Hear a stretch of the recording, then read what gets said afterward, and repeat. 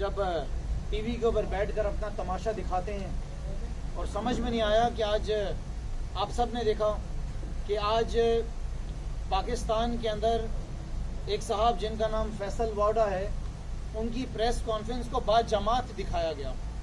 बाद जमात का लफ्ज़ इस्तेमाल करने का मेरा मकसद ये है कि वो टीवी चैनल्स जो कभी इमरान खान की भी बड़े बड़े जलसे जिसमें लाखों लोग बैठे होते हैं, उनके जलसों को भी उन टीवी चैनल्स की तरफ से दिखाया नहीं जाता है। जैसे कि हमारा नेशनल टीवी पाकिस्तान टेलीविज़न, वो भी नहीं दिखाते हैं। लेकिन आज वो जो हैं वो लेजेंड्स ऑफ द फैसल वाडा जो है वो दिखा रहे थे। इस मूवी का नाम, आज की जो पूरी स्क्रिप्टेड प्रेस कॉन्फ्रेंस जो थी उसका नाम हमने रखा है लेजेंड्स ऑफ फैसल वाडा, जो कि आज बॉक्स ऑफिस में अपने पहले शो के अंदर ही फेल हो गई।